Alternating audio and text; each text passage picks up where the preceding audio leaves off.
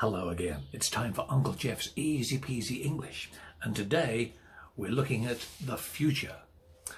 For example, dinner tonight. I'm cooking dinner tonight. Or I'm going to cook dinner tonight. Or I'll cook dinner tonight. Which one do you choose?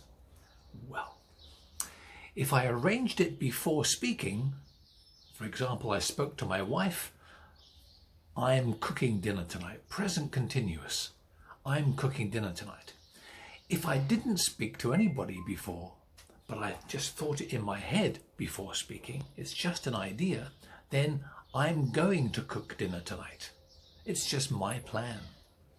If I decide at the moment of speaking, then I use will. I'll cook dinner tonight. English grammar, talking about the future, will going to or the present continuous, easy peasy. Have a good day. See you next time. Thanks for watching. Bye-bye.